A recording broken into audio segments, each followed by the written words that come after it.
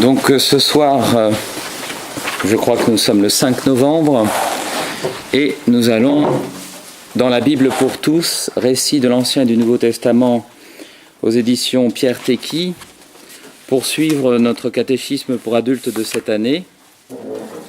Et ce soir, il a pour thème,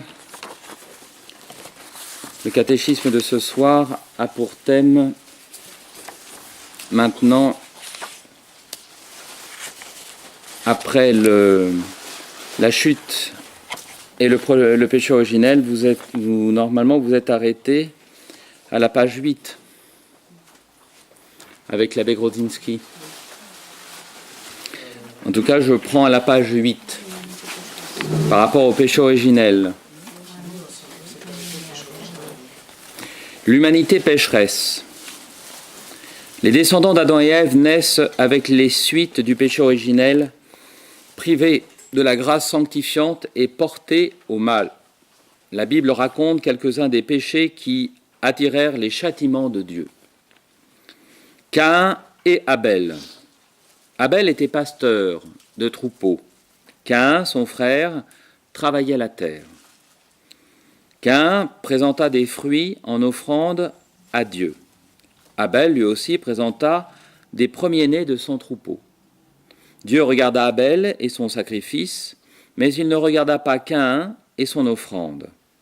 Caïn fut fort irrité, et son visage était abattu. Dieu dit à Caïn, « Pourquoi es-tu irrité, et pourquoi ton visage est-il abattu? Si tu fais bien, regarde-moi.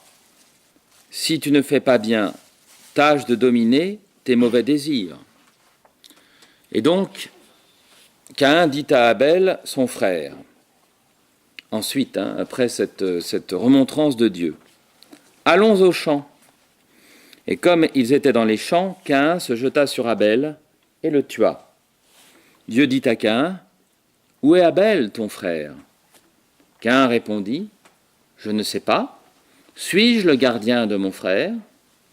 Dieu dit, « Qu'as-tu fait ? Le sang de ton frère crie de la terre jusqu'à moi.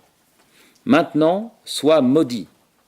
La terre qui a bu le sang de ton frère ne te donnera pas sa richesse. Tu seras errant et vagabond, pars loin d'ici. » Donc nous sommes dans les débuts de l'humanité et dans la foi biblique, la foi de la synagogue, la foi chrétienne, et même on peut dire dans l'islam, Adam et Ève sont des personnages historiques. Nous avons quitté petit à petit cette foi de manière bien malheureuse, parce que c'est pourtant la vérité. Et nous descendons tous d'un seul homme et d'une seule femme. Nous l'avons déjà vu. Et donc ici, comme je le dis souvent, et là je le dis de manière très simple, les enfants d'Adam et Ève sont conçus donc entre le Tigre et l'Euphrate, en dehors du paradis terrestre qui a été fermé par un ange, par un séraphin. Et donc dans l'iconographie que vous pouvez voir dans la vie religieuse, dans les cathédrales, donc vous voyez un séraphin qui chasse Adam et Ève et qui a une épée de feu.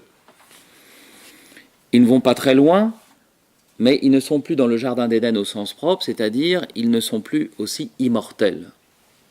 L'arbre de vie, c'est l'arbre qui leur donnait une nourriture, comme d'autres arbres entre le Tigre et l'Euphrate, dans la vallée où ils étaient, mais ils étaient plus particulièrement immortels, impassibles, c'est-à-dire qu'ils n'étaient pas susceptibles de devenir malades, et ils étaient intègres, c'est-à-dire que leur passion était dominée par leur intelligence et leur volonté.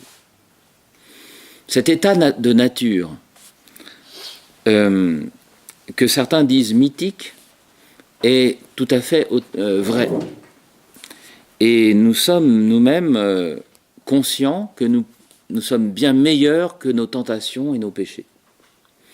Et nous avons aussi, comme le dit saint Thomas d'Aquin très justement, un souhait d'immortalité. Nous ne sommes pas faits pour mourir, La mort est quelque chose d'horrible pour nous. Nous la refusons, nous la détestons. Et le fait d'être malade ou de vieillir est quelque chose qui nous interroge profondément dans notre nature humaine. Et si dans la religion, il nous est révélé que nous n'étions pas faits pour la mort, eh bien, cela résonne quelque peu avec ce grand désir qu'a l'humanité de ne pas être malade, de ne pas vieillir et de ne pas mourir. Et ainsi, lorsque Dieu a décrété la mort, c'est à cause du péché, c'est-à-dire de notre capacité à abîmer notre libre arbitre pour choisir le mal, et pas le péché, enfin pas le mal qui nous échappe, inconscient ou par maladresse, mais la malice. Nous savons que c'est mauvais et on le fait quand même, parce que ça nous fait plaisir, parce que ça nous est agréable, ou parce que, si vous voulez, ce n'est pas dans la sensation elle-même. C'est lorsqu'on humilie quelqu'un, c'est pour se donner à soi-même le pouvoir de l'humilier. Lorsqu'on est vexé parce que quelqu'un ne reconnaît pas nos qualités, ou lorsqu'on est vexé parce que quelqu'un nous offense, et qu'on est blessé excessivement, ou nous dit plutôt, pardon, des vérités sur nos défauts, eh bien tout cela, c'est une âme qui est blessée, et par les conséquences du péché originel. Nous sommes privés de cette intégrité qu'il y avait dans notre nature, et cette nature est faite pour cette intégrité. C'était les grâces préternaturelles, vous voyez, qui étaient autour de notre nature. Et la grâce, au sens surnaturel, c'est l'amitié avec Dieu. Et cette amitié avec Dieu, elle est difficile pour nous. Adam et Ève l'ont perdue. Et nous, pour la retrouver, eh bien, nous sommes véritablement, dans un combat spirituel. Et qui est possible. Et donc, cette manifestation de la puissance qu'a l'homme d'abuser de son libre arbitre, de sa liberté pour faire le mal, eh bien, elle est dans la maladie et la mort. Mais ça, je vous l'ai déjà dit X fois. Mais comme nous sommes tous unis, nous sommes tous frères et sœurs, nous mourrons tous, nous sommes tous malades et nous mourrons tous. Voilà. Les innocents comme les êtres les plus malicieux.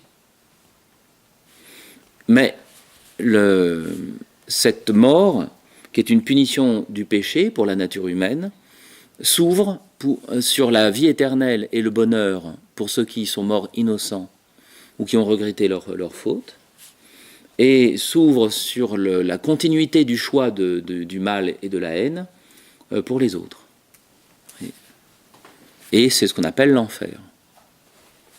Alors ici, dans l'histoire biblique, il nous est raconté quelque chose d'assez impressionnant. Parmi les premiers enfants d'Adam et Ève, c'est le premier meurtre, par jalousie. Et une jalousie d'ailleurs qui est liée à la prière, puisque Caïn est vexé que Dieu lui reproche de pécher, d'avoir un cœur envieux, mauvais, et de faire ses offrandes et ses prières de manière fausse. Hein, ce qui se manifeste dans le dessin que vous avez pour ici, avec cette fumée de ses offrandes qui part vers le bas, tandis que la fumée des offrandes d'Abel part vers le haut. Voyez. Mais voilà que dans le texte biblique, hein, c'est impressionnant parce que Dieu est très bon avec Caïn. Il dit, mais pourquoi ton visage est abattu ? Convertis-toi et tu seras heureux. Et lui ne veut pas se convertir, et non seulement il ne veut pas se convertir, mais il tue son frère. Ce qui est assez impressionnant, et ce qui a été pour Adam et Ève un choc redoutable. Ils ont vu le premier mort. Alors, le résumé qui vous est donné ici, c'est « Dieu ne reproche pas à Caïn la qualité de ses présents, mais les dispositions de cœur avec lesquelles il les offre, c'est-à-dire avec sa jalousie envers son frère Abel. » Question pour enfants. Caïn et Abel représentent deux sortes d'hommes. Lesquels ? montrer qu'Abel est une figure de Jésus. Pourquoi Abel et Caïn offrent-ils des sacrifices? Mais voyez-vous, je ne peux plus évoquer un lieu d'enseignement qui vous fait perdre un temps considérable en étudiant les textes de la Bible et en vous faussant le message religieux.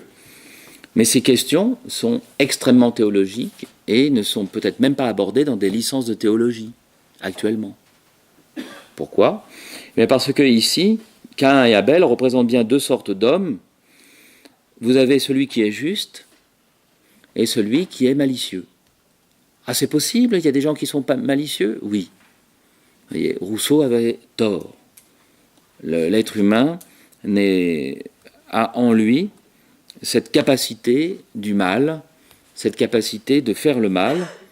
Et là où il avait raison, parce qu'il était dans une tradition chrétienne, c'est que l'homme n'a pas été conçu comme cela. Mais, voyez-vous, le bon sauvage, ce n'est pas la société qui abîme l'homme, c'est l'homme tout seul, par son inclination au mal. Montrer qu'Abel est une figure de Jésus, eh bien Abel est juste, et Abel est tué injustement comme le Christ. Et c'est la raison pour laquelle, durant la messe, la prière eucharistique, ou le canon romain de la messe Saint-Pie V, il y a cette citation d'Abraham, d'Abel le juste et du patriarche Abraham. Eh bien, Abel le juste, il est cité dans chaque messe. Je ne sais pas si vous en rendez compte, que le nom d'Abel est cité dans chaque messe. Alors, dans les prières eucharistiques simplifiées qui ont été écrites dans les années en 1969, mais il n'y a plus le nom d'Abel. C'est un peu dommage. Et c'est surtout que ce qu'on appelle le canon de la messe, c'est le canon, c'est le roseau. C'est la règle, du coup.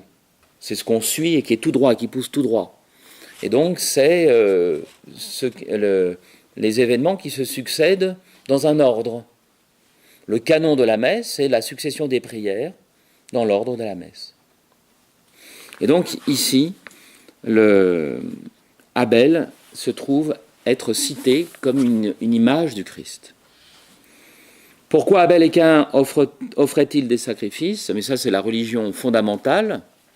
Et donc, c'est de rendre à Dieu ce qu'il nous donne. Avec les 4 fins de la prière. La première fin de la prière, c'est la fin latrotique, c'est-à-dire d'adoration. On reconnaît que Dieu est Dieu et qu'il est tout-puissant. Et nous sommes des créatures. Et nous devons l'écouter et lui obéir, mais pas seulement par superstition, parce qu'il est le plus fort, mais parce qu'il nous aime et que nous devons l'aimer. Ensuite, vous avez l'action de grâce, puisqu'il nous donne la vie et qu'il nous donne tout ce qui est bon dans nos vies. Ensuite, vous avez le regret des péchés. C'est que lorsque nous sommes ingrats vis-à-vis de cette vie qu'il nous a donnée et de tous les dons. Et la 4e fin de la prière, but de la prière, c'est demander d'autres grâces. Dans le combat spirituel, pour être meilleur, mais aussi de manière un peu intéressée pour guérir d'une maladie, éviter que quelqu'un meure, retrouver du travail. Ce n'est pas indigne. Voyez ? Mais c'est conditionné. Le bon Dieu ne nous donnera pas de grâce si ce n'est pas utile pour notre salut et notre bonheur spirituel. Ça fait 10 ans que je joue au loto et j'ai jamais gagné. J'ai demandé, je mets une bougie chaque jour à l'église pour gagner au loto. Eh bien, tant mieux pour le curé de cette paroisse. Voilà. Mais peut-être qu'un jour il va gagner au loto, mais j'espère qu'il donnera une somme à l'église. Voilà. Alors, voilà, et là vous avez une citation du livre de la sagesse. « Je n'ai rien de commun avec l'homme qui sèche d'envie. » Le déluge, qui nous prépare à Abraham. Dieu vit que la méchanceté de l'homme était grande sur la terre, et que son cœur ne formait que de mauvais desseins à longueur de journée. C'est impressionnant, hein ? C'est la Bible, c'est les auteurs sacrés, inspirés par l'Esprit Saint, nous disent cela. Donc les générations qui ont suivi Adam et Ève se sont retrouvées très très vite dans le paganisme, dans le culte de Lucifer et des démons. C'est très impressionnant.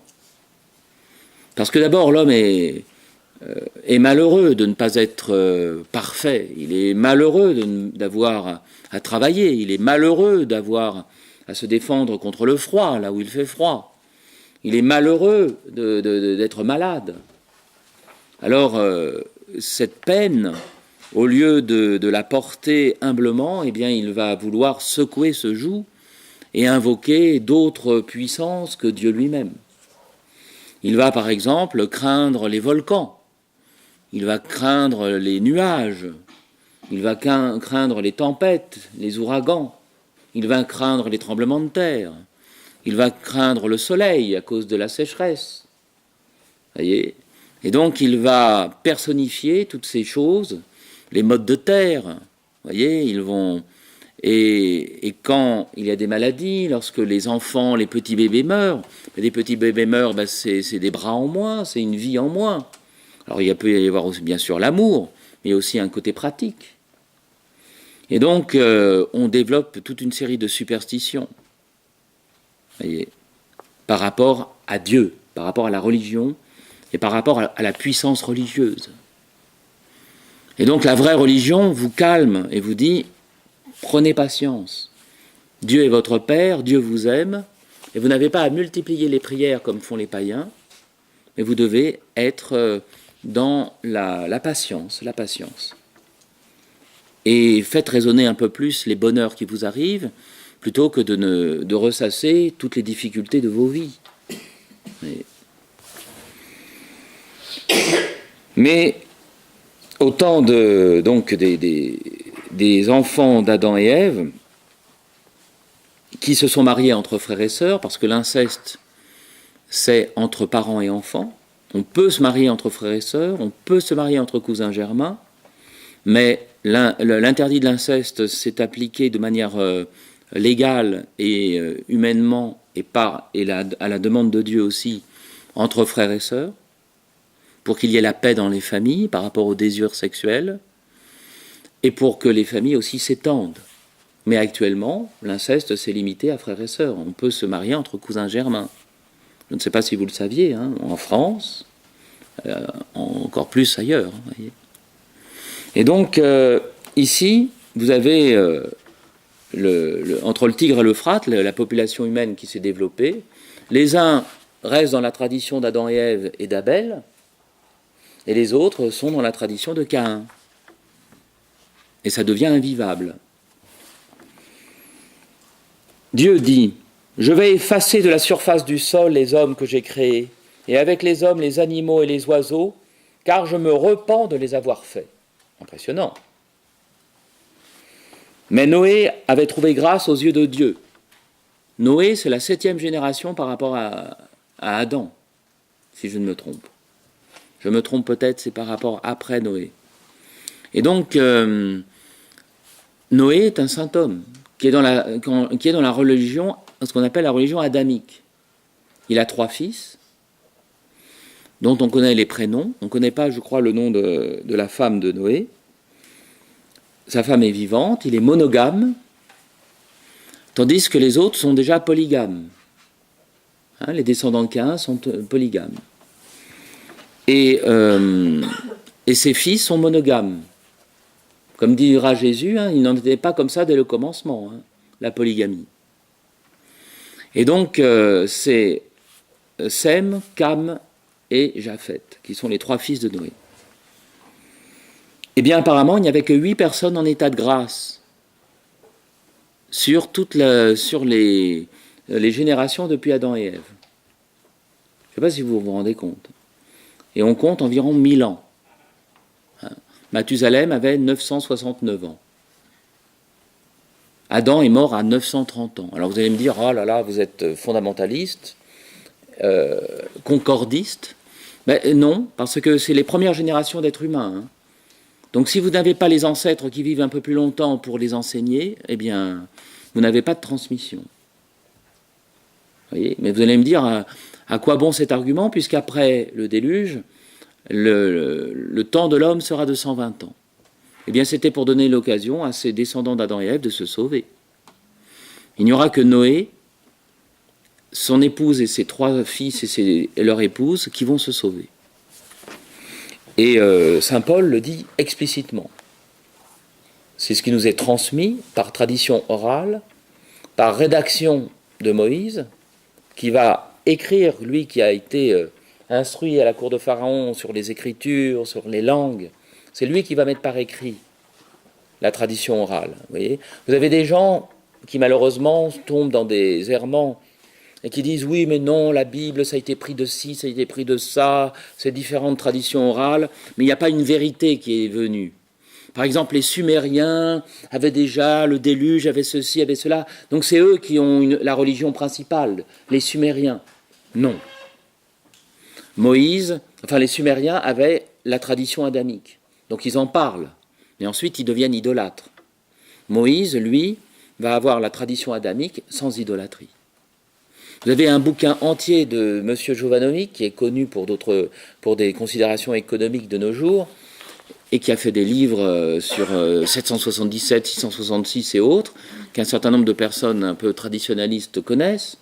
Eh bien, malheureusement, il est hérétique sur tel ou tel point, et il fait des livres là-dessus. Il a fait un très bon livre sur les anges, mais dans ce livre sur les anges, vous avez des moments qui sont plutôt du spiritisme, de la relation avec les anges qui finissent par des relations avec des démons.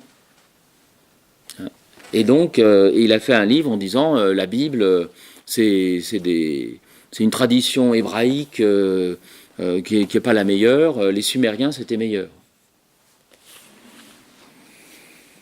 Noé avait trouvé grâce aux yeux de Dieu. Mais ce n'est pas parce que vous avez des vérités qui sont déformées dans des fausses religions qu'on ne doit pas garder la vérité. Dieu lui dit « Entre dans l'arche, toi et toute ta famille, car je t'ai vu seul juste à mes yeux parmi cette génération. » Donc il avait prévenu, 40 jours. Lui, il avait construit l'arche sur 40 jours ou 50 jours, avec de bois, du bitumé. De tous les animaux purs, tu en prendras 7 de chaque espèce, des mâles et des femelles, et aussi des oiseaux du ciel, 7 de chaque espèce, mâles et femelles, pour perpétuer la race sur la terre. Car encore 7 jours, et je ferai pleuvoir sur la terre pendant 40 jours et 40 nuits, et j'effacerai de la surface du sol tous les êtres que j'ai faits. Alors vous avez le concordisme justement va dire que c'est toute la surface de la terre qui a été noyée. Et la tradition catholique vous dit c'est là où s'étaient développés les premiers hommes. Adam et Ève et leurs enfants. Donc une plaine, c'est-à-dire que c'est toute la plaine du Tigre de l'Euphrate qui va être noyée, et tous les animaux et les oiseaux de cette plaine qui vont être préservés de la mort, pour qu'il y ait, après cette inondation épouvantable, que la vie puisse reprendre dans la plaine où il se trouve. Et Noé fit tout ce que Dieu lui avait ordonné, et Dieu ferma la porte de l'arche. Au bout de 7 jours, les eaux du déluge vinrent sur la terre. La pluie tomba pendant 40 jours et 40 nuits. Tout ce qui était sur la terre mourut. Il ne resta que Noé et ce qui était avec lui dans l'arche. Donc là, la Bible dit la terre, mais c'est la terre connue. Voyez. Donc il voit à perte de vue l'eau monter et tout noyer, voyez-vous, mais ce n'est pas, c'est parce que c'est l'observation, voyez-vous, et la tradition orale de ce qui a été vécu et vu. Mais de là à ce que toute la terre, l'eau est montée sur toute la terre, Greta Thunberg n'était pas vivante à cette époque-là, voyez. Non. Il ne faut pas penser que la planète va mourir comme ça. Nous sommes un confetti sur la Terre. Tout ce qui était sur la terre mourut. Au bout de 40 jours, Noé ouvrit la fenêtre de l'arche et il lâcha un corbeau qui alla et vint jusqu'à ce que les eaux aient séché la terre. Alors Noé lâcha la colombe pour voir si les eaux avaient diminué. Alors là, il y a une faute de frappe, et sécher la terre. La colombe, ne trouvant pas un endroit où se poser, revint vers lui. Il étendit la main, la prit et la fit rentrer dans l'arche. Il attendit encore 7 autres jours et lâcha de nouveau la colombe. La colombe revint vers lui sur le soir, portant dans son bec un rameau tout frais d'olivier. Donc ça veut dire qu'il y avait des oliviers dans la plaine du Tigre de l'Euphrate, et qu'un olivier a pu enfin, au bout de 40 jours de séjour sous l'eau, avoir des branches qui étaient à l'extérieur. Et donc, ce récit biblique est quand même important, puisque dans la tradition humaine, ça signifie la fin d'une épreuve, la paix. Une colombe avec dans son bec un rameau d'olivier. Il attendit encore 7 autres jours et lâcha la colombe, qui ne revint plus. Noé enleva la couverture de l'arche, il regarda et vit que le sol était sec. Il sortit avec ses fils, sa femme et les femmes de ses fils. Noé construisit un autel à Dieu, il prit des animaux et offrit des holocaustes. Dieu en respira l'agréable odeur et se dit en lui-même : « Je ne maudirai plus jamais la terre à cause de l'homme. Je mets mon arc dans la nuée et il sera comme un signe d'alliance entre moi et la terre. » Les fils de Noé qui sortirent de l'arche étaient Sem, Cam et Japheth. Et à partir d'eux se fit le peuplement de toute la terre. Les Sémites, les Cananéens et les descendants de Japheth, qui sont considérés grosso modo comme les Caucasiens. Voyez. Quelle famille fut sauvée du déluge? Celle de Noé. Et pourquoi? Parce qu'il était juste. Que fit Noé dès sa sortie de l'arche? Il rendit grâce à Dieu. Comment le déluge manifeste-t-il la toute-puissance de Dieu? Eh bien, c'est une punition divine qui est temporaire, qui commence et qui s'arrête. Et alors, ceux qui aiment beaucoup la numérologie, qu'elle soit saine ou malsaine, vont regarder le septénaire sacré, les 40 jours, et en effet, ensuite, vous avez les temps de pénitence sont de 40 jours. Le Christ va jeûner 40 jours, Moïse va être 40 jours sur la montagne du mont Sinaï. Comment le déluge? Voilà, et sa justice. Si vous entendez sa voix, n'endurcissez pas vos cœurs, dit le psaume 94, verset 8.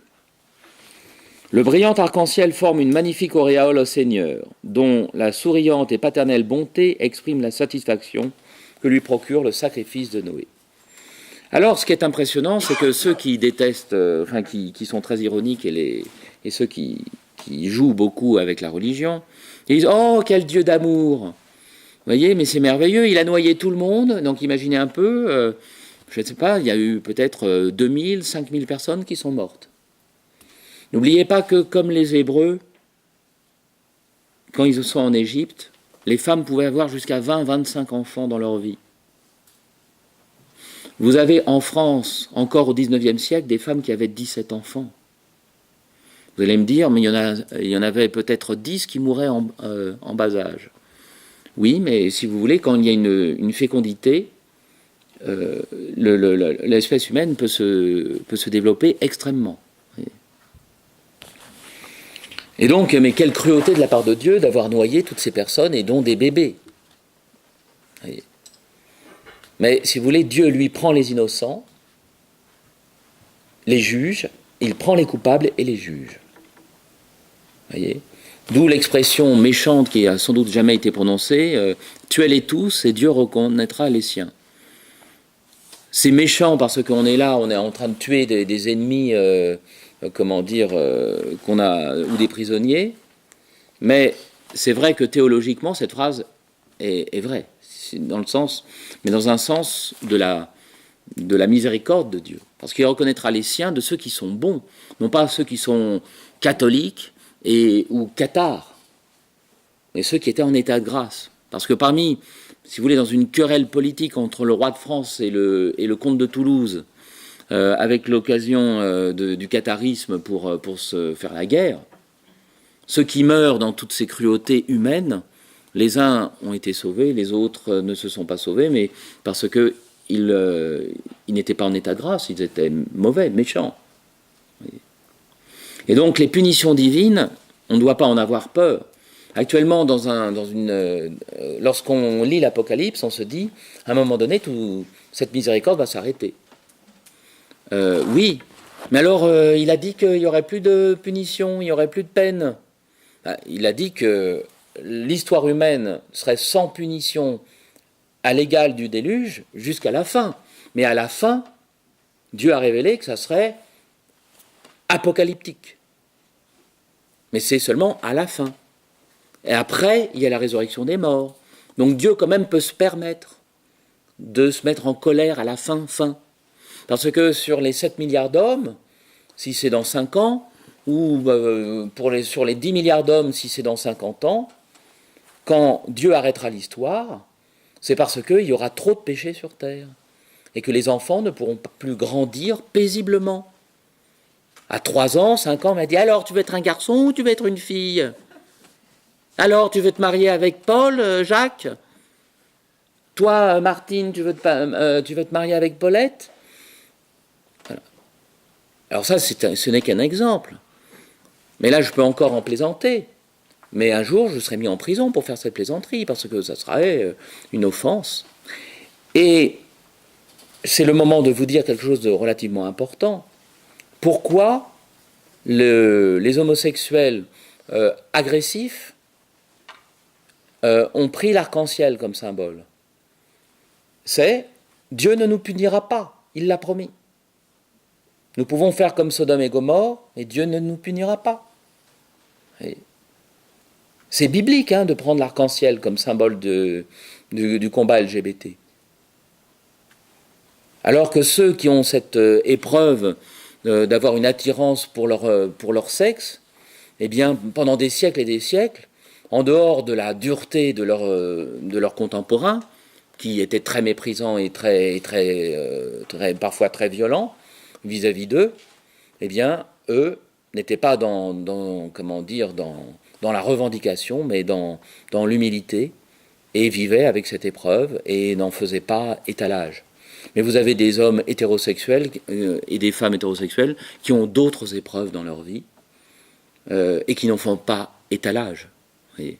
On parle beaucoup des homosexuels, mais on oublie que vous avez des gens qui sont très attirés par les jeunes filles et qui, je ne sais pas, ont 60 ans, mariés, et qui, sont vraiment très très troublés et obsédés par des filles de 20 ans. On me dit, oui, mais c'est plus naturel. Oui, mais enfin, à 60 ans, mariés, est-ce qu'à un moment donné, notre instinct sexuel ne peut pas un peu se calmer? Oui.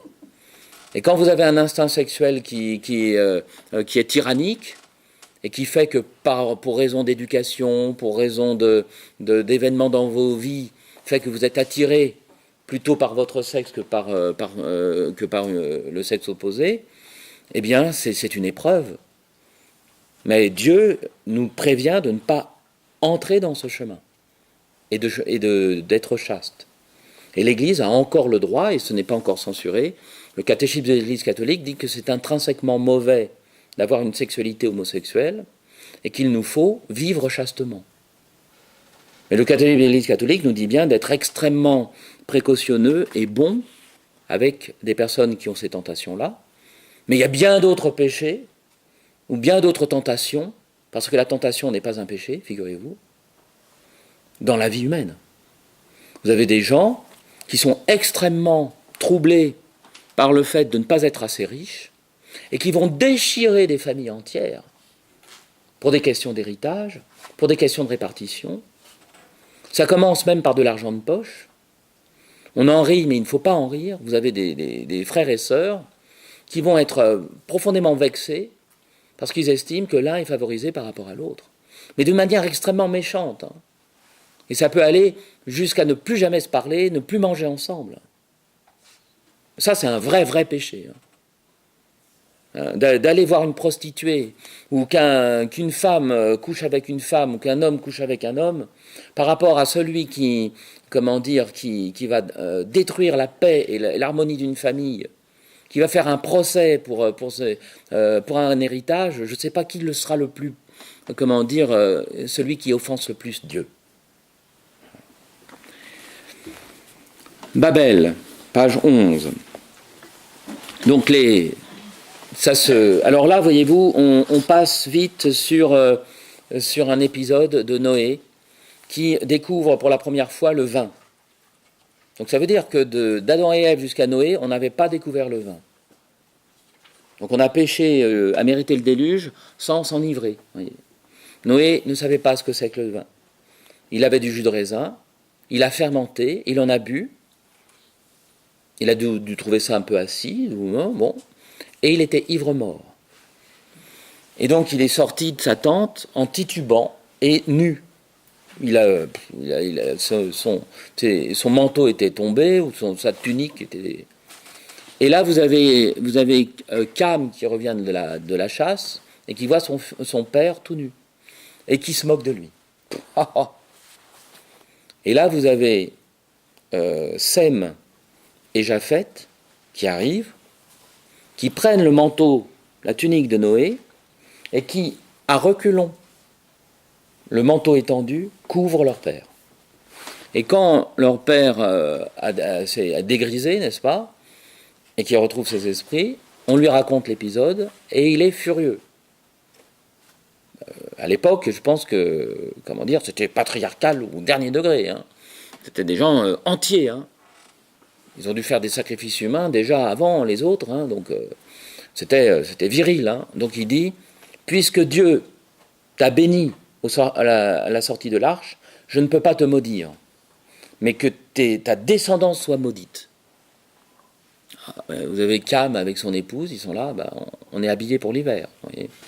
Et donc, Canaan, le fils de Cam, est maudit. Alors du coup, vous avez à travers les siècles des peuples qui disent « Ah, les Cananéens, ils sont maudits ». Alors comme des Cananéens sont sortis les Africains, vous avez des protestants d'Afrique du Sud qui profitaient de leur cynisme d'utiliser la main-d'œuvre africaine d'Afrique du Sud et qui théorisaient leur dureté et leur ségrégation par rapport à la malédiction de Canaan. Ça, c'est une belle interprétation protestante de la Bible. Voyez, et qui n'a rien à voir avec le catholicisme et qui n'a rien à voir avec la vérité. Même si des catholiques ont pu être racistes vis-à-vis des Africains. Mais ils pêchent et ils ne vont pas essayer de se justifier devant l'histoire et devant l'enseignement de l'Église.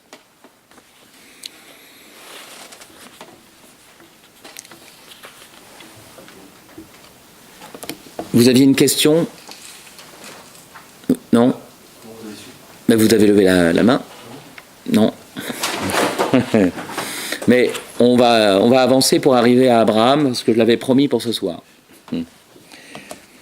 Babel.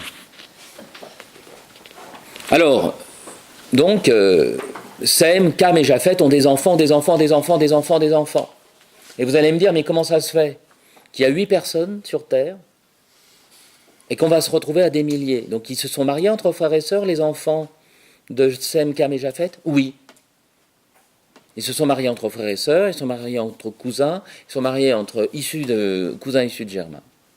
Et ils ont peuplé la terre. Mais ils restaient au même endroit, ils étaient encore entre le Tigre et l'Euphrate. Hein. Et ils se multipliaient.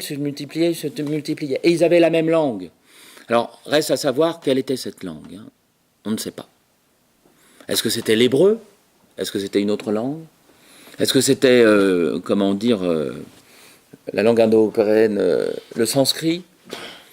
Ils avaient leur langue, elle était unique. C'était celle d'Adam et Ève. Et donc, ils se multiplient et ils recommencent à pécher.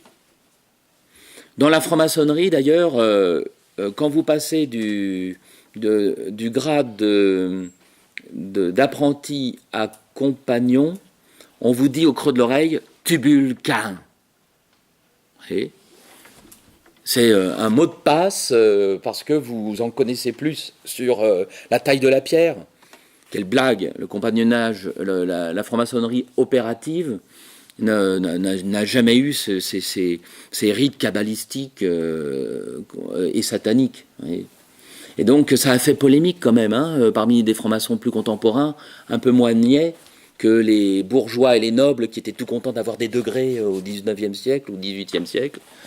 Eh bien, ils ont changé, ils ont mis un autre mot de passe pour passer le premier degré des loges bleues.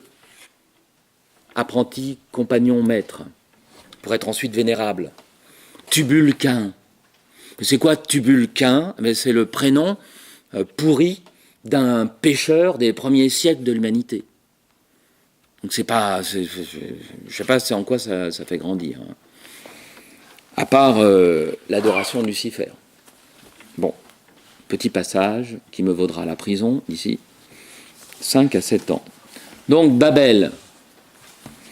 Dieu avait dit aussi à Noé et à ses fils, « Multipliez-vous, remplissez la terre. » Or, tout le monde se servait d'une même langue et des mêmes mots. Comme les hommes se déplaçaient à l'Orient, ils trouvèrent une plaine, et ils s'y établirent.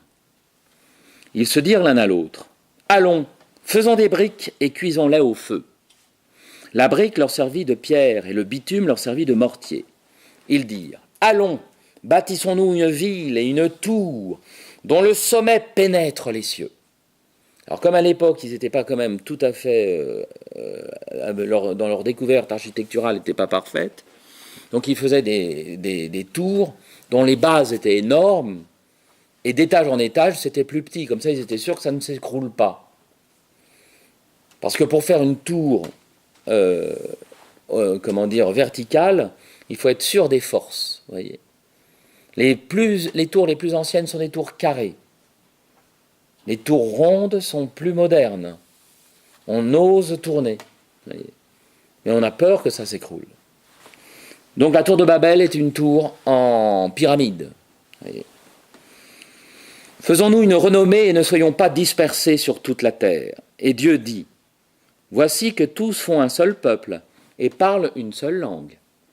Confondons leur langage pour qu'ils ne s'entendent plus les uns les autres. » Et alors, ceux qui essayent de détourner ces passages qui sont très anciens et qui ont été recueillis par Moïse, disent « Ah, Dieu a eu peur de l'homme. » Oh non, il n'a vraiment pas peur. Hein. Dieu, c'est comme le chat, et vous avez la souris qui dit « Tiens, je vais te casser la gueule. » Eh bien, voyez-vous, si vous voulez, ce récit manifeste la haine et la méchanceté de l'homme. Parce que derrière cette tour de Babel, c'est aussi les sacrifices humains, c'est aussi la cruauté, c'est aussi le pouvoir et le péché. Voyez. Et Dieu veut arrêter ça. Non pas que l'homme va parvenir à... Vous savez que pour le centenaire de la Révolution française, la franc-maçonnerie française et américaine se sont fait des cadeaux. Vous avez vous avez la statue de la liberté, hein, qui est la bête de la mer, avec ses 7 cornes. Hein. Corne en latin, ça veut dire 7 pouvoirs. Mais vous avez la statue de la liberté qui a 7 cornes, au sens, symbolique du terme. Mais ça correspond à l'Apocalypse. Hein. C'est la bête de la mer. Ah, vous êtes contre même la statue de la liberté? Mais oui. Oui. Je la mériterais, ma prison. Hein? J'ai un intégriste, machin, oui. Voilà.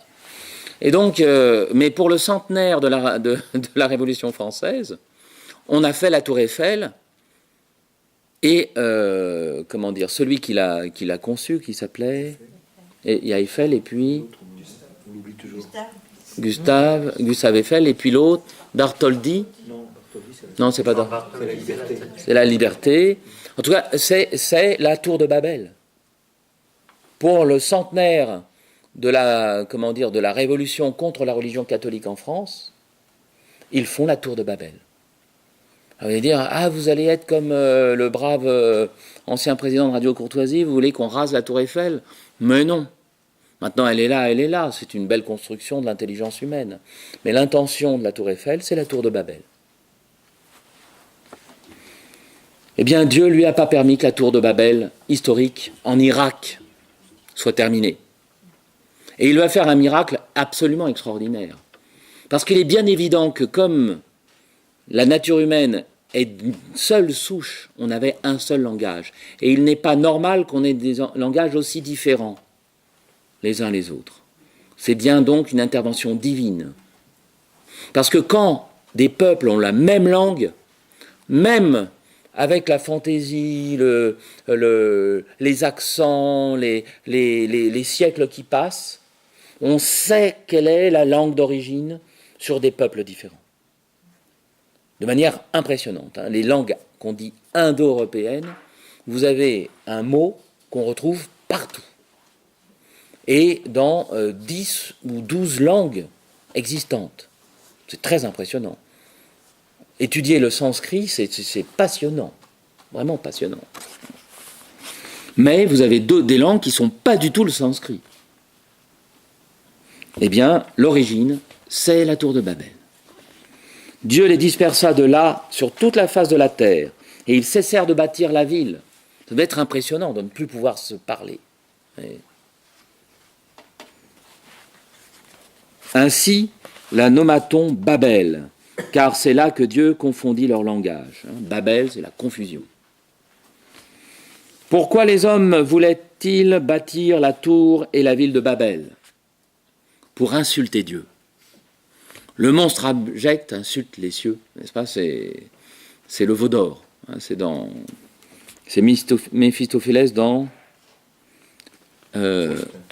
Faust. Le monstre abject insulte aux cieux. Comment Dieu les empêcha-t-il de réaliser leurs desseins en confondant leur langue? Impressionnant. Que signifie le mot Babel? Confusion.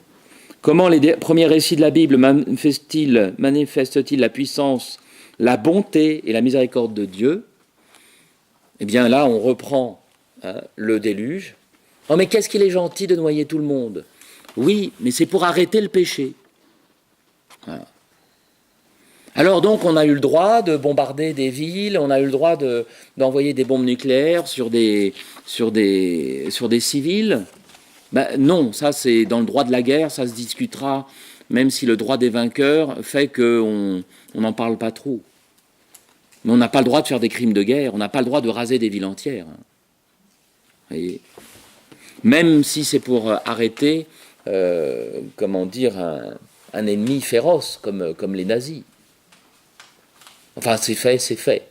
Mais l'homme est dur.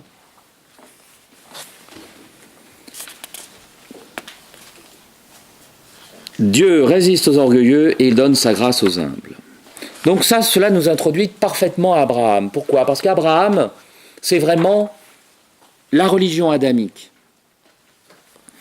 Abraham, c'est cette capacité de l'homme à avoir gardé dans la grâce et l'aide de Dieu la vraie religion. Vous avez eu le déluge, vous avez eu Babel, et vous avez Abraham, il s'appelle encore Abraham, qui est irakien. Et à l'époque, donc ceux qui avaient fait la tour de Babel, eux, ils mettaient des bébés dans les fondations des maisons. Et ça, ce sont des coutumes qui ont perduré dans beaucoup de peuples. Mais du temps d'Abraham, n'est-ce pas, et de Ur en Chaldée, ils mettaient des bébés pour porter chance. Voyez. Très certainement, dès cette époque-là, vous avez le culte de Baal. Le culte de Baal, c'est une statue en bronze qui représente une sorte de taureau ou une horreur, une sorte de minotaure. Et puis vous jetez des personnes vivantes dans la statue qui est une cheminée, avec un feu à l'intérieur de la statue. Et même certaines statues de Baal avaient des bras mécaniques. On mettait les bébés sur les bras et on tirait les bras et si vous voulez, la statue avalait le sacrifice humain. Et donc, Abraham, lui, déteste ça. Il est fidèle à la tradition adamique, il prie le Dieu unique. Mais vous vous rendez bien compte que quand on arrive dans des atrocités pareilles, vous comprenez le déluge, vous comprenez Babel. Dieu est dur parce que l'humanité est très pécheresse à l'époque. Voyez, très dur. Imaginez ce qui va nous arriver, nous qui tuons au moins 220 000 bébés tout petit bébé, hein, je dis exprès bébé pour pas dire embryon, par an en France. Avec aucune possibilité d'apaiser la conscience des femmes et des hommes qui ont fait ces avortements. Et au contraire, en leur disant, mais c'est très bien ce que vous avez fait, faites-en un autre. Et là, la miséricorde, le pardon, dans la confession pour les catholiques, et pour ceux qui ont fait ça, je ne sais pas, dans l'islam ou autre, ils ne sont pas fiers. Hein, et ils prient Dieu de leur pardonner d'avoir eu peur d'avoir cet enfant. Eh bien, ce Dieu d'amour, si vous voulez, il s'adapte à la cruauté et à la dureté des êtres humains. Et Abraham, lui, est honnête, juste. Alors il y a une tradition orale qui dit qu'Abraham aurait été détesté par son honnêteté, sa justice, vu qu'il y avait aussi la débauche, bien sûr, parce que c'est souvent, il y a aussi la débauche dans le péché, et on l'aurait mis dans un bûcher, comme les enfants, les Hébreux de la fournaise. C'est ce qui est dit. Et alors qu'on l'avait jeté dans le feu, il n'a pas mort. Et le feu l'a entouré, et lui n'a pas été brûlé. Et donc, Abraham est un saint, et Dieu lui dit, maintenant, Dieu va lui apparaître. Sous quelle forme? À un moment donné, il lui apparaît sous forme de 3 hommes, 3 anges. Mais c'est quand il est déjà en Terre Sainte. Mais là, il lui parle, donc de manière miraculeuse et prophétique. Il dit à Abraham, sors de ta famille, sors de ton pays. Je ferai de toi celui qui transmettra la foi à des peuples entiers. Tous ceux qui viendront de toi garderont la foi d'Adam. C'est moi qui brode, hein. Vous garderez la vraie foi en moi, Créateur, et non pas dans le volcan ou de la motte de terre, ou la fertilité, la pseudo-fertilité, parce que les peuples péruviens, lorsqu'il n'y avait pas assez de pluie ou autre, la déesse Terre, il lui rendait quelques bébés je sais pas, pour lui faire plaisir, et à Pachamama, on faisait des sacrifices. Hein. Alors c'était très original, hein, comment dire, c'était comme chez les Incas. Vous avez un dessin animé très amusant, la Pachamama. Vous avez un village péruvien qui est attaqué par les méchants Incas et qui vole la statuette de la Pachamama. La Pachamama, c'est la déesse de la fertilité. Hein, comment dire, en Afrique, elle a de quoi nourrir l'enfant. Hein, c'est les Autantotes, comment ça c'est non, c'est les figurines de femmes très fertiles. Les déesses mères. Non, oui, non, il y a un terme particulier. Ce sont des statuettes où la femme a une poitrine extraordinaire, des hanches, mais voilà, ou plusieurs seins pour certains. Les Vénus. Voilà, les Vénus, voyez. Mais vous avez des statuettes comme ça qu'on trouve dans différents peuples. Eh bien, voyez-vous, on faisait des sacrifices, on arrachait le cœur de l'enfant ou de l'adulte, mais pour les enfants, ils mettaient un petit lama à côté. D'ailleurs, dans le dessin animé, il y a un petit lama avec le petit garçon et la petite fille qui vont chercher la statue, qui donne plein de bénédictions au village. Mais ils ont oublié dans le petit dessin animé de faire quelques petits sacrifices humains où à un moment donné on prend leurs frères, leurs sœurs et on leur pète le sternum, on arrache le cœur et on les enterre à côté avec un petit lama, pour que sur le dos du petit lama, après la mort, ils aillent au paradis. Enfin, si vous voulez, on peut se moquer de ces religions qui tombent dans la superstition et la cruauté. Mais voyez-vous, ils croyaient en une vie après la mort, ils avaient peur des divinités et ils leur faisaient des offrandes. Si vous voulez, c'était des religions superstitieuses. Mais c'est l'ombre de la mort. Hein. Les missionnaires qui sont arrivés leur ont dit, on arrête tout ça. Dieu est bon, il ne faut pas avoir peur de lui à ce point-là. Et vous venez de nous expliquer que les hommes étaient cruels. Il fallait arrêter cette cruauté. D'où le déluge. Dieu donna... Alors là, ils vont un peu vite. Hein. Ah non, voilà. Pardon. Donc, page 12.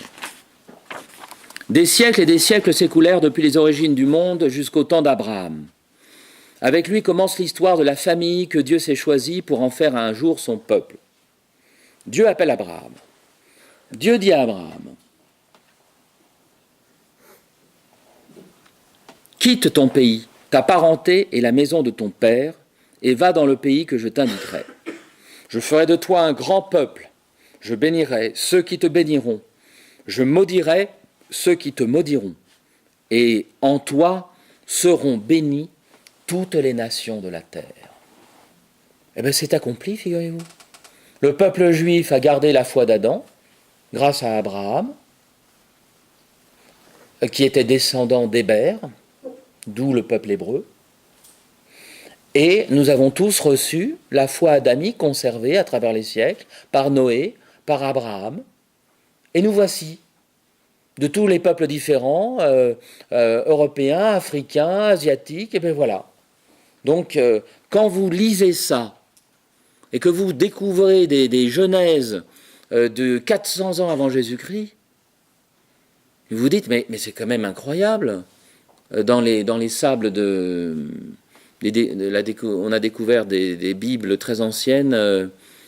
C'est la Bible sortie du sable à Qumran.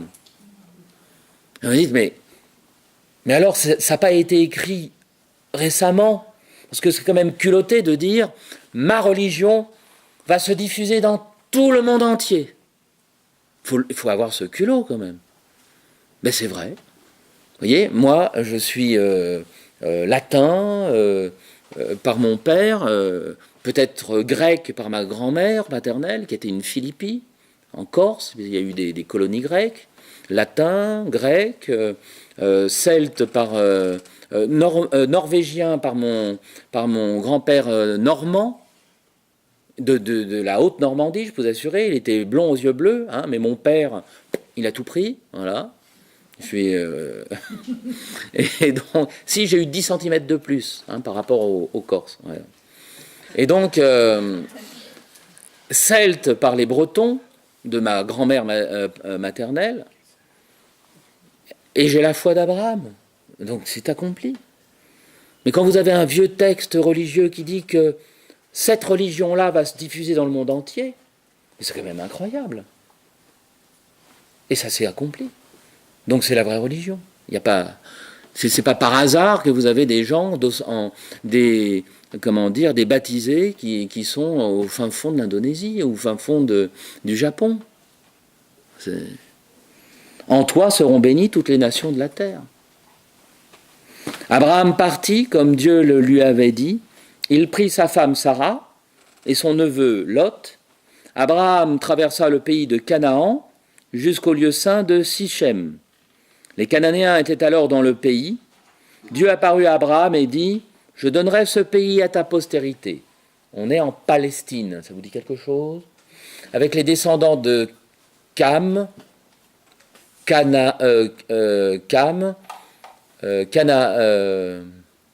Cananéens, Canaan, hein, Canaan,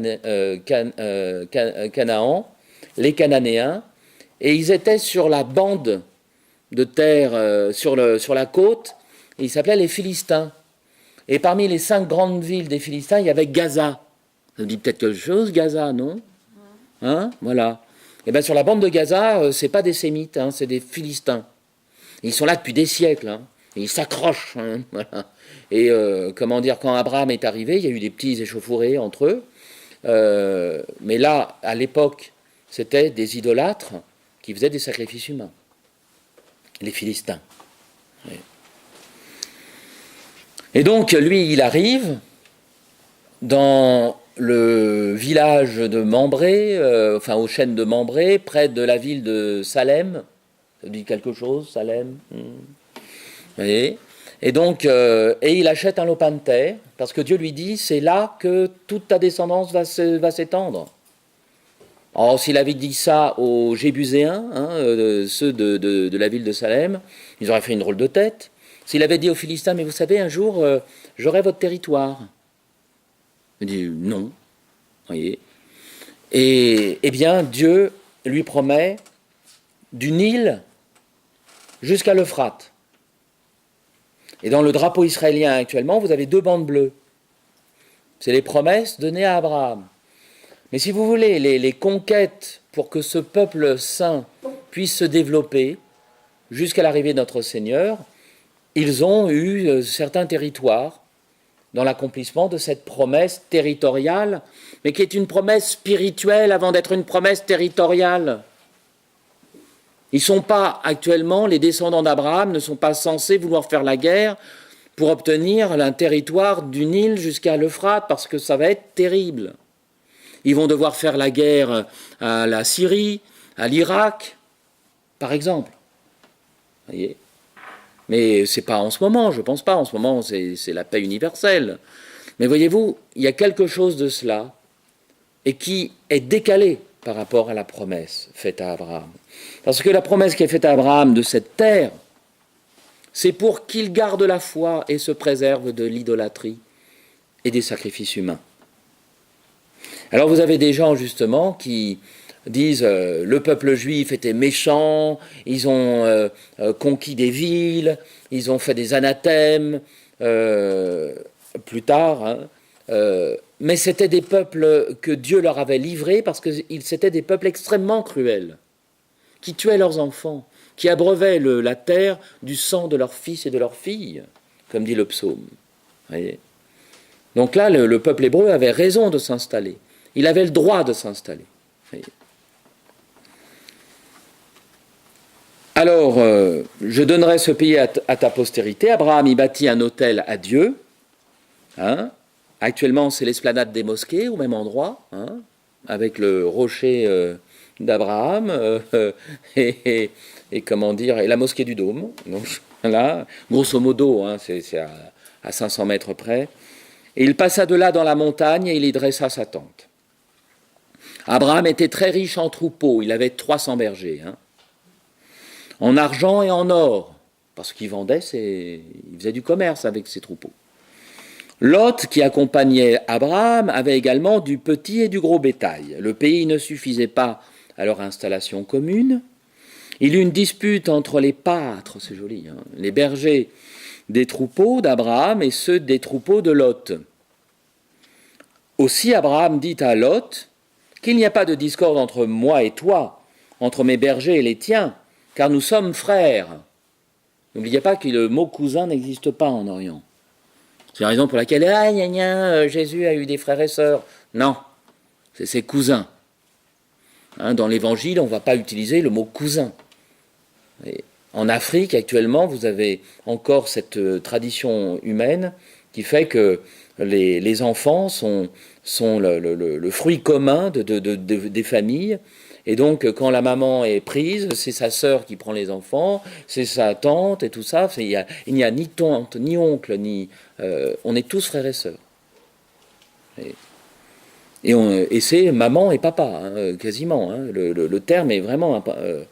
c'est la famille dans sa force et sa solidarité aussi. Aussi Abraham dit à Lot qu'il n'y ait pas de discorde entre toi et moi. Sépare-toi de moi. C'est-à-dire, va occuper une terre un peu plus éloignée. Voyez-vous, c'est le droit de propriété. La Bible n'est pas communiste, Dieu n'est pas communiste. Quand vous avez le fruit de votre travail, vous l'avez. Ensuite, vous devez vous occuper des pauvres. Et vous devez vous occuper de vos employés. Et vous devez donner le bon salaire de leur journée de travail. Mais là, justement, on occupe des territoires différents. Et à l'époque, les Cananéens n'occupaient pas tout. Donc les villes cananéennes regardaient que ces Irakiens, ces Hébreux, hein, qui arrivaient et qui occupaient des territoires. Mais ils étaient encore vierges, donc ils pouvaient prendre des lopins de terre, où ils les achetaient, où ils les occupaient quand c'était à tout le monde. Si tu prends la gauche, j'irai à droite, et si tu prends la droite, j'irai à gauche. Lot choisit pour lui toute la plaine du Jourdain. Ça vous dit quelque chose, peut-être la Jordanie, non, peut-être, non. Il dressa ses tentes jusqu'à la ville de Sodome. Ça vous dit quelque chose? Non, aussi? Bon. Abraham s'établit au pays de Canaan. Et lui, il s'est mis du côté des, de peuples plus, plus à l'est. Dieu dit à Abraham, après que Lot se fut séparé de lui, à nouveau une deuxième fois, lève les yeux et regarde vers le nord et le midi, vers l'orient et l'occident. Tout le pays que tu vois, je le donnerai à toi et à ta postérité pour toujours. Abraham alla établir ses tentes à Hébron. Ça vous dit quelque chose, Hébron? Vous savez, c'est là qu'il est enterré, je crois, je ne sais plus. Abraham et Sarah. Hein, donc ils se foutent dessus parce que les Cananéens entre-temps sont devenus musulmans, donc ils sont retournés à la foi adamique, ils sont plus idolâtres, ils balancent plus des bébés dans les fossés, et donc eux ils revendiquent Abraham aussi. C'est bête, ils seraient restés idolâtres, on pourrait dire non, ils sont bibliques. Alors du coup ils se foutent dessus. Voilà. Et là, il érigea un autel à Dieu. Voyez. Et donc, cette promesse d'un territoire, elle est liée à la vie spirituelle, elle n'est pas liée à une histoire perpétuelle. Vous allez me dire, alors vous êtes contre la création de l'État d'Israël en 1948 ? Mais maintenant, c'est un fait. Mais quand Théodore Herzl, grand sioniste, avait demandé à Saint-Pédiste d'encourager la recréation d'un État juifs, pour que les juifs persécutés, mal aimés, autres, puissent avoir un lieu de paix et un lieu qui appartenait à leurs ancêtres, Saint-Pédiste a répondu à Théodore Herzl, c'est ce qu'on dit, si vous voulez, c'est pas un droit absolu que vous avez sur cette terre. C'est pas nécessaire que vous soyez sur cette terre. Voilà. Mais toutefois, si vous vous faites baptiser, moi j'enverrai des prêtres pour vous baptiser et vous aurez un peu plus droit à cette terre. Voilà. Mais si vous voulez, soyez un peu plus fidèle à votre Messie. Jésus, votre Messie, juif, totalement juif, Jésus. Et là, vous avez Théodore Herzl qui était sioniste, pas vraiment religieux. Il est parti un peu déçu. Oui. Mais Saint-Pédiste, lui, il parlait religion, il parlait salut, il parlait... et en plus, il fallait prendre un morceau de terre au milieu des Palestiniens qui avaient déjà leur terre. On aurait pu. Il y avait des étendues qui étaient très peu occupées. Voilà. Abraham sauve Lot. Des rois vinrent piller Sodome et Gomorrhe, des rois du Nord. Sodome et Gomorrhe étaient deux villes assez prospères, tellement prospères qu'à la fin ils s'ennuyaient comme des rats morts. Ils disaient, mais qu'est-ce qu'on va faire ? Ah ben tiens, j'en ai assez d'être avec ma femme, tiens, je vais essayer avec mon copain. Ah ben ça marche. Et bien d'autres, ils poussent, pas pour le moment, et à la fin c'était vraiment les orgies. C'était des villes de dingue. Hein. Et... Lot s'était installé à Sodome et Gomorrhe. Là, vous avez ces deux villes qui sont attaquées par des rois du Nord. Un rescapé vient informer Abraham que Lot a été fait prisonnier avec d'autres habitants de Sodome et Gomorrhe. Quand il apprit que son parent était emmené captif, il leva ses partisans. Ces bergers peuvent prendre des épées, et poursuivit ses ennemis. Donc c'était des petits rois, parce qu'avec 300 bergers, il a vaincu les armées de ces rois du Nord qui avaient attaqué des villes du Sud. Donc ce n'était pas des grandes batailles non plus. Voilà. Il les bâtit. Il délivra son neveu Lot et reprit tous ses biens. Quand il est reparti chez lui, à côté de Salem, il est passé et il y avait un prêtre là-bas qui était le roi de la ville et qui était aussi le conducteur de la prière, il était le prêtre de la ville. Il s'appelait roi de paix, Melchisédek. Quand Abraham revint, Melchisédek, roi de Salem, apporta du pain et du vin auprès d'Abraham en le remerciant d'avoir fait la guerre à ces rois du Nord qui étaient très cruels et qui n'arrêtaient pas de faire des razzias. Et comme lui était un saint, sa ville ne faisait pas de guerre.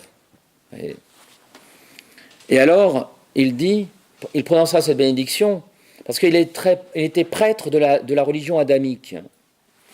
Il prononça cette bénédiction, « Béni soit Abraham par le Dieu très haut, qui créa le ciel et la terre. » Non pas les fleuves, les crocodiles, les singes, les forêts, la planète, ou Pachamama. Vous voyez, c'est le Dieu créateur tout-puissant, séparé de la matière, et qui crée. Vous voyez, c'est pas la déesse mère, c'est pas le limon de la terre qui nous a formés. C'est Dieu qui a fait notre être, notre corps, à partir de la matière, mais il a insufflé un esprit comme ont les anges. Donc notre maman, c'est pas la planète Terre. Vous voyez. Là, je peux pas couper, j'aurais des choses vulgaires à vous dire. Donc, il prononça cette bénédiction, « Béni soit Abraham par le Dieu très haut qui créa le ciel et la terre, et béni soit le Dieu très haut qui a livré tes ennemis entre tes mains. » Et Abraham lui donna la dîme de tout le butin. 10% de ce qu'il avait pris sur ses rois du Nord, il le donne à Melchisédek. Et Melchisédek, son offrande, c'était pas des animaux, ni des vaches, ni des taureaux, ni même des agneaux. Il offrait du pain et du vin. Ah, c'était pacifique, hein. Eh bien, dans la messe, vous avez Abel le juste, Abraham, notre père Abraham. Je ne sais pas si vous vous rendez compte, hein. Notre père Abraham. On comprend que des juifs soient jaloux. Non, c'est notre papa. Mais non, nous, c'est notre papa. Alors, vous voyez, vous avez des émissions, les enfants d'Abraham. Vous avez le prêtre, le rabbin, le prêtre et l'imam. Vous voyez. Mais il va falloir qu'on se mette d'accord. Est-ce que Jésus était un simple prophète? Ou alors est-ce qu'il était le Messie, mais plus que le Messie, mais le Fils de Dieu? Et là, il n'y a plus 3 religions, il n'y en a qu'une seule. Abraham m'a vu et il s'est réjoui. Et là, les Juifs disent à Jésus, tu n'as pas 50 ans et tu as vu Abraham. Abraham, attention, hein, c'est 1700 ans avant Jésus-Christ. Ramasser, il dit, avant qu'Abraham fût, je suis. Yahvé, en plus. Donc ils prennent des pierres, et là Jésus leur dit, mais pour quel péché allez-vous me lapider? Mais pas un péché précis, c'est le péché. Étant homme, tu te dis Dieu. Oui, mais David n'a-t-il pas dit, inspiré, vous êtes des dieux? C'est-à-dire que dans un psaume de David, Dieu dit aux hommes, vous êtes de mon, comment dire, vous êtes de moi, vous êtes mes enfants. Je vais vous diviniser, pas totalement et parfaitement, on ne pourra jamais être Dieu, mais on sera rempli de la vie divine, on sera rempli comment dire, d'une connaissance de Dieu qui va nous épanouir spirituellement de manière extraordinaire dans la vie éternelle. Mais on n'est pas divinisé au sens propre, on ne va pas tous devenir des dieux. Voyez, attention aux mots. Voyez. Mais Saint Pierre parle de cette présence de l'amour de Dieu dans notre âme comme d'une participation à la nature divine. Mais le mot participation essaye d'atténuer pour pas qu'on se prenne pour des dieux non plus. Abraham a vu mon jour et il s'est réjoui. Vous vous rendez compte? Et donc ça veut dire qu'à un moment donné, Abraham a vu le Messie, hein, a eu une vision de Jésus, hein, du Sauveur. Parce que Abraham, Melchisédek, Noé, ils ont la tradition d'Adam et Ève. Et qu'est-ce que Dieu avait dit à Ève, avait dit à Lucifer? Ta descendance t'écrasera la tête. Donc il va y avoir un homme qui va sauver l'humanité et qui va briser ton empire et qui va briser ta méchanceté. Voyez? Et c'est la raison pour laquelle vous avez le Caravage qui était très homosexuel et qui courait derrière tous les garçons de 12-15 ans. Hein. Mais à l'époque, si vous voulez, les cardinaux et les évêques étaient très tolérants et ils voulaient surtout des tableaux.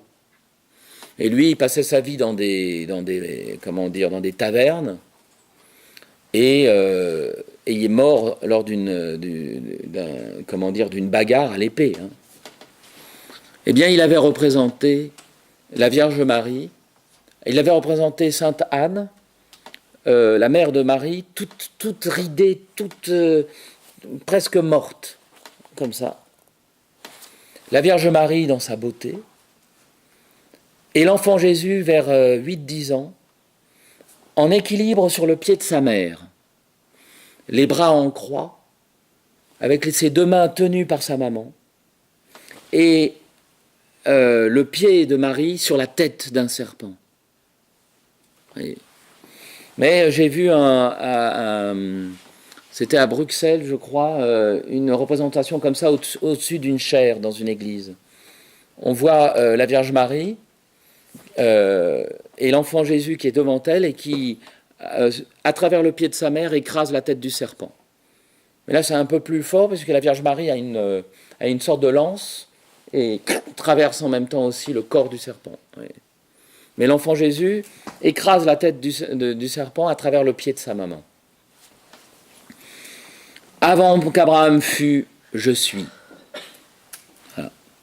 Dieu fait alliance avec Abraham. Dieu est apparu à Abraham, encore une fois, hein, et lui dit, « Je suis le Seigneur, marche en ma présence et sois parfait. Je serai avec toi, et voici le signe de mon alliance. Tous les garçons de ta race seront circoncis 8 jours après la naissance. Comme gage de ma promesse, je donnerai à Sarah un fils que tu appelleras Isaac. Je ferai alliance avec lui et avec sa postérité. » Alors, donc on doit encore être circoncis. Donc vous n'allez pas me voir pendant 3 jours. Hein, quand un adulte est circoncis, oh caillou, c'est waouh. Hein. Donc non. C'était pour séparer le peuple saint, le peuple croyant de la religion adamique, des religions idolâtriques, qui n'étaient pas circoncises. Donc quand le Sauveur est arrivé, eh bien, la circoncision n'était plus utile. C'était être baptisé dans la mort et la résurrection du Christ. Il n'est plus utile d'être circoncis. Je suis bien content, parce qu'imaginez qu'il y a un pape qui dit finalement on s'est trompé pendant 2000 ans, on va circoncire tous les messieurs. Oh. Bon. Je peux me permettre, je ne peux plus faire des choses polémiques, je ne peux plus couper le micro, mais je peux permettre en fait certaines choses quand même. Voilà. La circoncision, signe de l'alliance de Dieu avec Abraham, figurait le baptême qui nous fait les vrais enfants de Dieu. Dieu éprouve Abraham. Alors Sarah était stérile, elle avait 80, lui en avait 85 ou 90. Dit la promesse, la promesse, la promesse. Et à l'époque, même les descendants de Noé, enfin Abraham, Héber, Sem, hein, sont des sémites. Et vous avez des peuples qui ne sont pas cananéens, mais sémites, qui sont descendants aussi d'Héber, et donc de Sem. Vous avez des nomades d'Arabie Saoudite qui sont des sémites. Hein. Et donc, ils sont cousins. Et ils sont même plus que cousins parce que Abraham, certains descendent aussi d'Abraham. Parce qu'il va y avoir une bifurcation avec justement... voilà, ce sont des peuples qui sont cousins. Et là, Abraham se dit, je vais prendre une seconde femme pour accomplir la promesse de Dieu. La femme de seconde catégorie n'est pas la première femme, c'est la grande femme. Et alors, dans un film que je présenterai peut-être, je crois que c'est dans cette série-là, de la vie d'Abraham, donc vous avez Sarah, elle est là, assise, et la femme de second rang accouche sur ses genoux. Elle s'assied sur les genoux de la femme de premier rang, parce que tous les enfants sont comme ses enfants, puisque c'est la première. Voyez. Alors avec ce genre de tradition, on peut comprendre pourquoi Abraham a cédé à la polygamie, qui était tolérée, même dans la vraie religion. Pas les sacrifices humains, mais la polygamie et la répudiation. Et il y a le petit Ismaël qui va naître. Mais Dieu dit non, non, non, non, non, non. Ça sera de ta femme de premier rang. Et là, vous avez Sarah qui est derrière à 80 ans et qui là dit ah, elle rit parce qu'elle entend Dieu. Eh bien, tu l'appelleras rire. Et il sera une joie pour vous, Isaac. Ça veut dire rire, hein, joie. Et quand il va grandir, vous avez Ismaël, son aîné, qui commence à lui taper dessus. Sarah qui dit non, ça ne va pas du tout. La maman, c'était en plus une esclave, il faut bien montrer que c'était une femme de second rang. Vous allez me dire, comment dans la vraie religion, du temps d'Abraham, il y avait des esclaves? Mais l'esclavage, c'était une dépendance de serviteurs et de servantes. Ce n'est pas l'esclavage le plus mauvais que l'homme ait inventé, où vous êtes la pleine, totale propriété de la personne, où vous avez droit de vie et de mort sur votre esclave. Le système de l'esclavage était plus, si vous voulez, d'un contrat de travail à vie. Et vous aviez des maîtres, des maîtresses qui étaient extrêmement respectueux de leurs employés, qui étaient esclaves, mais pas au sens le plus péjoratif et qui a existé aussi dans des systèmes économiques, où la personne était, et l'esclavage existait au sein des peuples d'Orient, au sein des peuples d'Afrique, au sein des peuples européens. Les Saxons avaient des esclaves. Hein. Il y avait un système d'esclavage. Hein. Et donc, Sarah dit, non, moi je veux plus voir Ismaël et Agar. Alors, du coup, il la fait partir. Et donc, les musulmans, eux, se revendiquent d'Ismaël, et disent, ah non, c'est Ismaël qui est le plus important, et c'est pas Isaac. Mais dans la Bible, et dans la vraie Bible, pas dans la réécriture qu'il y a dans le Coran, qui subtilise dans le sacrifice Ismaël à Isaac, eh bien, en fait, il part dans le désert, il manque de mourir de soif, et vous avez l'archange, je crois que c'est l'archange Gabriel, qui sauve Agar et l'enfant. Et il indique un puits où ils prennent de l'eau, ils sont sauvés. Et l'archange dit ton fils sera comme un âne sauvage dans le désert. Et il mordra, il fera la guerre. Oui. Ben voilà. C'est amusant, hein, c'est biblique hein, et très ancien.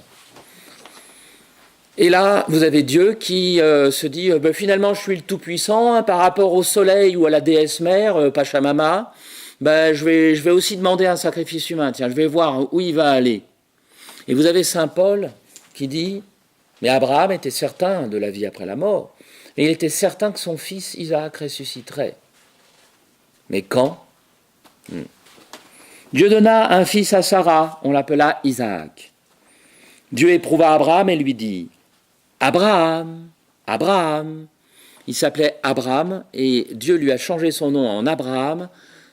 Abraham, ça veut dire père, et Abraham, Abba, hein, et Abraham, c'est père d'une multitude. Bon. Il répondit, me voici. Dieu dit, prends ton fils, ton unique, que tu chéris, Isaac, et va. Oui, Sacré-Cœur de Jésus. Offre-le en sacrifice sur une montagne que je t'indiquerai. Voilà. C'est le vrai Dieu, c'est le Tout-Puissant. Alors imaginez, hein, voilà. Il accepte, parce que c'est le vrai Dieu. Heureusement qu'il ne nous demande pas ce genre de choses. Et donc pour tous ceux qui m'ont suivi déjà depuis 4 ans, hein, vous avez Raymond DeVos, qui était dans un de ses sketchs, il est là, et dit, un soir, Dieu m'a dit, va, prends ta femme et sacrifie-la. Oui. Donc j'étais là, j'avais mis du bois, tout ça, attaché, j'ai levé le couteau, et là, je ne sais plus, le sketch, c'est le sacrifice d'Abraham. Bon. Sauf que là, ça s'est vraiment passé. Et qui était symbolisé par Isaac? Ben, c'est Jésus. Et le Père nous a donné son propre Fils. Il a sacrifié son propre Fils. Il a accepté que ces créatures tuent son Fils quand même. On dit oui, mais avec ce que vous dites, ça voudrait dire que Dieu a sacrifié son Fils. C'est lui qui a tué son Fils. Parce qu'il aurait pu l'empêcher, cette crucifixion. Bah, non, hein, fondamentalement, c'est nous qui l'avons crucifié. Hein. C'est pas Dieu qui a crucifié Jésus. Hein. C'est pas le Père qui a crucifié le Fils. Hein. C'est nous. Hein. Faut pas exagérer. Oui, mais vous nous dites que mystiquement, c'est un peu comme le sacrifice d'Abraham.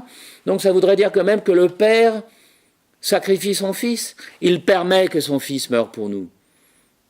Et les mérites infinis de sa mort, comme agneau innocent, nous sauvent. Enfin, c'est quand même quasiment un deuxième péché originel. Hein. Et si Dieu nous avait reproché la mort de son Fils, alors on a été foutus. Déjà, on avait fait le péché originel, on tue son Fils, donc on avait double peine. Je ne sais pas comment on s'en serait sorti. Pardonne-leur parce qu'ils ne savent pas ce qu'ils font. Donc le deuxième péché de l'humanité est notre salut. Pour les justes et pour ceux qui se repentent de leurs fautes. Abraham se leva tôt, sella son âne et prit avec lui 2 de ses serviteurs et son fils Isaac. Il fendit le bois de l'Holocauste. La victime est complètement brûlée, on ne prend pas une partie pour la manger. Et se mit en route pour l'endroit que Dieu lui avait dit, c'est le mont Sinaï. Le 3e jour, Abraham, levant les yeux, vit l'endroit de loin. Le 3e jour. Abraham dit à ses serviteurs, demeurez ici avec l'âne. Moi et l'enfant, nous irons jusqu'à là-bas, nous ferons nos dévotions et nous reviendrons vers vous. Imaginez, il sera revenu tout seul. Là, les serviteurs ont dit, oh là là, le patron, il faut le respecter. Hein. Il a tué son fils quand même. Bon. Abraham prit le bois de l'Holocauste et en chargea son fils Isaac, lui-même mit en main le feu et le couteau. Et ils s'en allèrent tous deux ensemble. Isaac s'adressa à son père Abraham et dit « Mon père !» Il répondit « Oui, mon fils. » « Eh bien, reprit-il, voilà le feu et le bois, mais où est l'agneau pour l'Holocauste ?» Abraham répondit « Dieu lui-même pourvoira l'agneau pour l'Holocauste, mon fils. » Et ils s'en allèrent tous deux ensemble. Quand ils furent arrivés à l'endroit que Dieu lui avait indiqué, Abraham éleva un autel et disposa le bois, puis il lia son fils Isaac et le mit sur l'autel. Et vous avez à nouveau le Caravage qui représente le sacrifice d'Abraham absolument impressionnant. C'est une des plus belles peintures qui existent. Hein. Vous voyez le pauvre Isaac qui est là sur le bois, le vieux Abraham qui est là, et vous avez l'ange qui retient le bras d'Abraham. C'est impressionnant. Mais c'est une scène qui est très souvent représentée. Quand ils furent arrivés, Abraham étendit la main et saisit le couteau pour immoler son fils. Mais l'ange de Dieu l'appela et lui dit « Abraham, Abraham !» Il répondit « Me voici ». L'ange dit « N'étends pas la main contre l'enfant, ne lui fais aucun mal. Je sais maintenant que tu crains Dieu, tu n'as pas refusé ton fils, ton unique. » Abraham leva les yeux et vit un bélier, pris par les cornes dans un buisson. Il l'offrit en holocauste à la place de son fils. L'ange de Dieu appela une seconde fois Abraham et dit « Je jure par moi-même, parce que tu ne m'as pas refusé ton fils, je rendrai ta postérité aussi nombreuse que les étoiles du ciel et que le sable qui est sur le bord de la mer. Et tes descendants seront vainqueurs de leurs ennemis. Par ta postérité seront bénies toutes les nations de la terre en retour de ton obéissance. » Alors c'est quoi ? Qui sera un grand chef de guerre et qui va avoir de nombreux pays ? Non, c'est le nombre d'âmes qui vont se sauver et qui vont vaincre le péché et les tentations, car l'ennemi, c'est ça. Abraham revint vers ses serviteurs et ils se mirent en route ensemble pour le retour. Le patriarche Abraham connut une vieillesse heureuse. Après sa mort, Dieu bénit son fils Isaac, qui mena une vie irréprochable. Dieu parla plusieurs fois à Abraham, c'est à cause de sa grande foi et de son obéissance à Dieu qu'il mérita d'être appelé le Père des croyants. Le Seigneur lui-même se nomma le Dieu d'Abraham. C'est magnifique, hein? Quel honneur rendu à cet homme, hein? Ça devait être un drôle de bonhomme, hein? Hein? Plus saint que lui, allez, Joseph, parce que Dieu va lui confier son fils. Mais Abraham, c'était un homme, hein? Quel grand sacrifice Dieu demanda-t-il à Abraham, son fils? Abraham montra sa grande foi dans 3 circonstances, lesquelles, à chaque fois qu'il a fondé un autel. Comment Isaac fait-il penser à Jésus? C'est évident. Heureux l'homme qui craint le Seigneur, sa postérité sera puissante sur la terre. Les héritiers de la promesse, Dieu renouvelle la promesse à Isaac. Donc là, normalement, on va s'arrêter pour vous permettre de rentrer chez vous et de revenir une prochaine fois, plutôt que de vous dire « mais c'est affreux, on termine à 22h, il n'y a plus de métro ». Donc voilà, la prochaine fois, nous verrons la venue jusqu'à Moïse. Avez-vous des questions? Oui.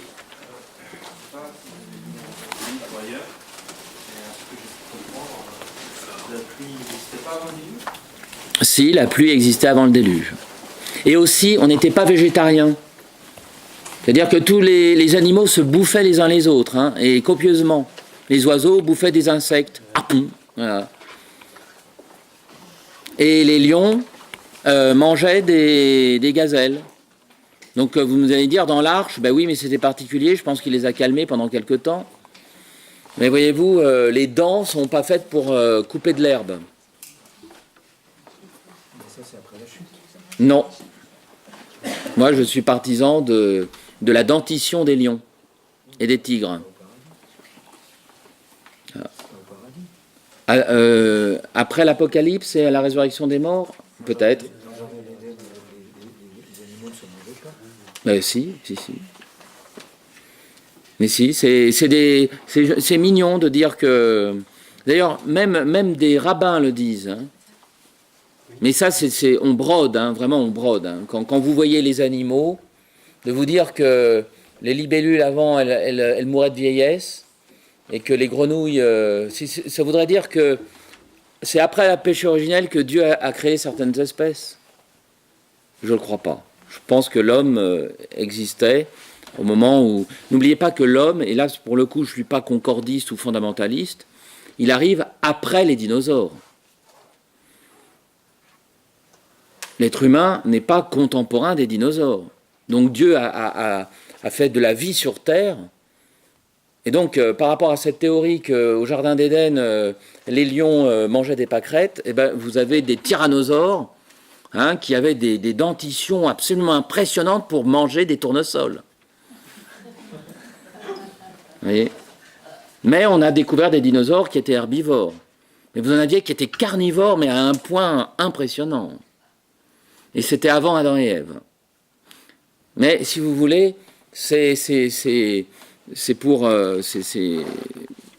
des théories, mais pour ma part, je suis très pratique et très objectif, et il faut faire attention.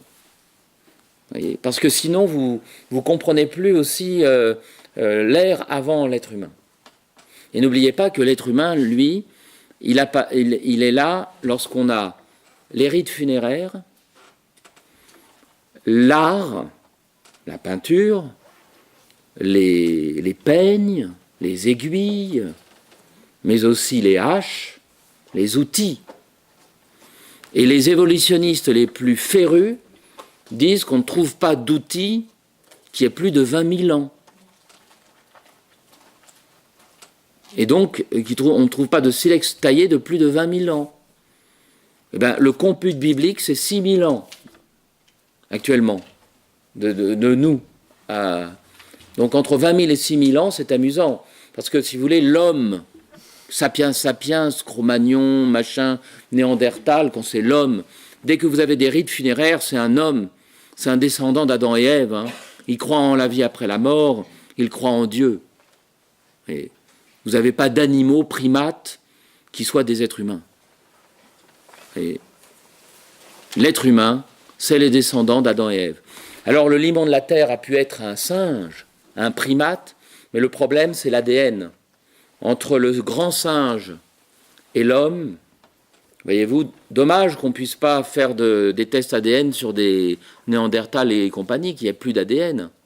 Ça serait très drôle qu'on trouve un jour un Néandertalien pris dans la glace avec des cellules, et qu'on trouve le même ADN que l'homme contemporain, avec le crâne des Néandertaliens. Là, ça serait à mourir de rire.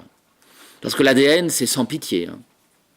Entre le singe et l'homme, l'ADN est différent. C'est la raison pour laquelle vous avez Lucie, le débat sur Lucie, là. Vous avez quand même de plus en plus d'anthropologues et autres qui disent non, c'est pas une femme, c'était un singe. Ah non, c'est une femme, non, c'est un singe. Mais on la trouve au fin fond de l'Afrique, alors que les plus grands cimetières se retrouvent dans le croissant fertile, là où l'homme s'est développé.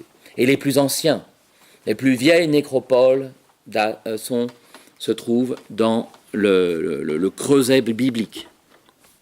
Oui. Mon père, vous avez dit qu'Abraham détestait les sacrifices humains. Oui. Et que Dieu réclame le sacrifice de son fils Isaac. Oui, pour le mettre à l'épreuve. C'est épouvantable pour Abraham. Mais il est le Dieu. Et, les sacrifices humains sont la religion la plus cruelle et la plus superstitieuse qui soit. Et Abraham, il est tétanisé. Dieu me demande ça, comme les dieux des païens, les dieux les autres dieux, les autres puissances, les autres esprits, tout ça. Mais il a le droit. Et vous savez, quand il le prend, Dieu, le droit de tuer, quand vous avez, le déluge, ou quand vous avez des catastrophes naturelles, quand Dieu permet une catastrophe naturelle, c'est pas seulement, si vous voulez, par les lois naturelles et physiques. Il y a des moments où il y a par exemple, vous avez des punitions divines aussi. Et dans ces punitions divines, vous avez des innocents qui meurent. Là, la particularité du sacrifice d'Abraham, c'est que c'est pas une catastrophe naturelle, on le tue pour le rendre à Dieu. Et donc Dieu a donné un message définitif aux hommes: je ne veux pas de sacrifice humain.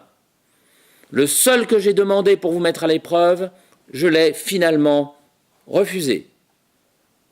Ne faites pas de mal à cet enfant. Et c'est à bon entendeur, salut.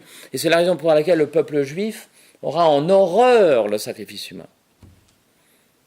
Et quand je vous parlerai de David et de Salomon, Salomon s'est marié avec des femmes païennes, malgré l'interdiction qu'avaient les juifs de se marier avec des non-juifs. Et les femmes païennes de Salomon ont fini par le persuader d'offrir des enfants. Il avait 300 femmes et 700 concubines. À la fin, ça lui tournait la tête. Alors, chérie, est-ce qu'on peut, franchement, il y a la lune, tout ça, elle est tellement jolie, est-ce que je peux pas quand même lui offrir un de tes enfants? Je ne sais plus, mais c'est lequel? C'est le 368e. Donc, dans le tas, allez. Et donc, c'est le mont du scandale. Si vous avez un temple qui était à la lune, je crois, ou à Astarté, je ne sais plus, et des femmes de Salomon ont sacrifié des bébés. Voilà. Donc des pères de l'Église disent que Salomon s'est damné, et d'autres disent qu'il s'est converti et que les livres sapientiaux sont bien dans leur cœur rédigés par Salomon, faits par Salomon, et qu'il a rejeté ses péchés. Et qu'il a dit: j'ai été saoulé par l'argent, par le plaisir, et j'en suis revenu. Vanité des vanités, tout est vanité. Alors on va arrêter là, et si vous avez d'autres questions, vous pourrez les poser.